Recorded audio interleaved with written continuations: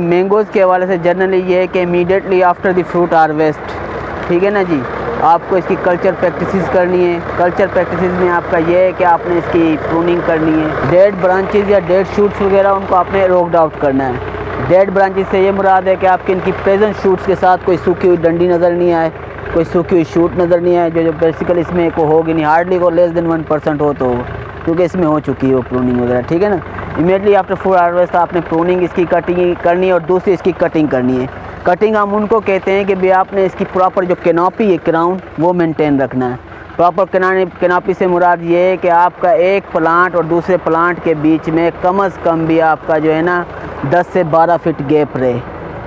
Canopy आप समझ रहे हैं, ये इसकी ये अपनी जो शेप है आपकी कैनोपी है, इन दोनों को आपस में मिलना नहीं चाहिए, एटलीस्ट 10 फीट का आपका गैप हो। सही है, ठीक है ना। इंटरनेशनल, क्योंकि अगर ये आपस में टच होंगे या मिलेंगे तो डेफिनेटली इनका जो क्वालिटी डिफेक्टिव हो जाएगी, इसकी डिजीज उसमें भी ट्रांसफ़र हो सकती है, आपको कल्चर प्रैक्टिसेस में भी मुश्किल होगी, ठीक है ना। आपकी दूसरी ट्रैक्टर आपका रन आउट बीच में से नहीं कर सकेगा, ठीक है ना।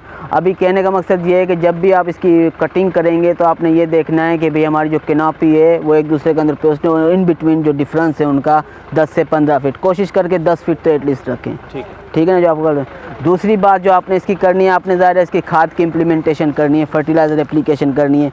उसके लिए पहले ये है कि आपकी जो इसकी कैनोपी एरिया है, अब आ जाएँ आप, कैनोपी एरिया जो उसको आपने साफ़ रखना है। आपकी जो कैनोपी है इसकी आउटलेट जो भी है उसके अंदर ये आपकी फीडिंग रूट्स घूमती है, उसी के अंदर आपने फर्टिलाइज़र को सर्कुलेट करना है, ठीक है ना। एक बात ये, दूसरी बात ये किचरा जो अभी आपको नज़र आ रहा है उस वक्त नहीं होगा, ज़ाहिर है जिस वक्त हमने फीडिंग की थी, ठीक है ना। अभी तो बंद है, इस वजह से वीड्स वगैरह ही मर्ज हो गई है, ये चीज़ नहीं होनी चाहिए, ठीक है ना जी। आपने फर्टिलाइज़र देते वक्त ये क्लीन कल्चर करना है, टोटली रोक्ड आउट करना है, वीड्स जो भी हैं आपकी इनको ख़त्म करना, चाहे कल्चर के तौर ये करें या स्पेड के थ्रू करें, या आप कोशिश करके आप यूज़ करें तो वीडिसाइड यूज़ करें। स्पेड में इस वजह से रेकमेंड नहीं कर रहा हूँ कि हो सकता है इसकी फीडिंग रूट्स हैं, हेरी रूट्स हैं, अगर आप स्पेड चलाते हैं, इंटरकल्चिंग करते हैं, हो सकता है वो उनको डैमेज करेगी, तो बेहतरीन ऑप्शन ये, बेहतरीन तरीक़ाकार ये है कि आप इसको वीड्स ख़त्म करें, वीडिसाइड के ज़रिए करें, हर्बिसाइड के ज़रिए करें। वीड्स ख़त्म करने के बाद आप इसको फर्टिलाइज़ करें।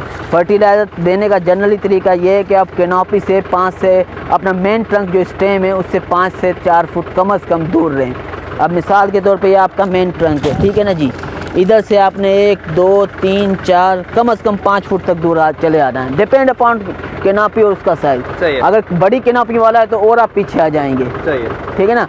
अब जो इसकी फीडिंग रूट्स हैं, जो जनरली फिजियोलॉजी में पढ़ा गया, जो इसकी फीडिंग यूज़ होती हैं आपकी 5 से 6 फुट अपार्ट से शुरू हो जाती हैं और कैनोपी के आउटर एज तक रहती है। आउटर एज से मुराद जैसे ही अपना भाई खड़ा हुआ है, आउटर एज इसकी ये इस वक्त छतरी से बाहर की, उसी के अंदर सर्कुलर आपको फर्टिलाइज़र देना है। वो जनरली मैं आपको बंदे को कहता हूँ, आपको गिरा के भी दिखाता है, ठीक है। अच्छा ये क्या है, ये जो सफ़ेद अच्छा ये सफ़ेद जो है जनाब, इसकी इस वजह से कि अपना हमने एक बॉर्डेक्स मिक्सचर इसको लगाया हुआ है, बॉर्डेक्स मिक्सचर, ठीक है ना।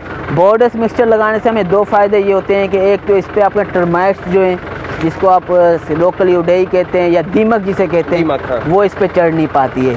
दूसरी, जब आप इरिगेशन करते हैं या कोई भी पानी वगैरह देते हैं तो पानी कोशिश होती है कि अभी तो मैंने इसका जो चला बनाते हैं अपना अर्थिंग पे वो नहीं की हुई है, अर्थिंग तोड़ा दी है मैंने, जिस वक्त हम इसको इरिगेशन दे रहे थे उस वक्त इसकी अर्थिंग की हुई थी, वो तोड़ा दी है। पानी वगैरह अगर टच होता है तो इस पर कोई फंगस वगैरह डेवलप नहीं है। बॉर्डेक्स मिक्सचर इसको फंगस से महफूज रखता है और आपके दीमक से महफूज रखता है, सही है, ठीक है ना। बॉर्डेक्स मिक्सचर लगाने का मकसद ये होता है, ठीक है ना। दूसरी बात, बेटर लुक भी देता है, ठीक है ना जी।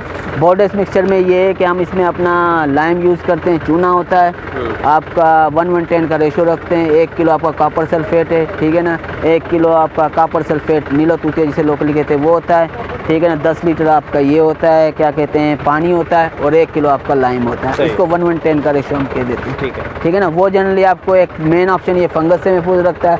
दूसरा ये कि आपको उड़ई वगैरह या क्योंकि पानी बंद होता है, ये ज़मीनी जो है सैंडी सॉइल है, इसमें जो अपने दीमक वगैरह ऊपर नहीं चढ़ जाए उसके लिए प्रोटेक्ट है।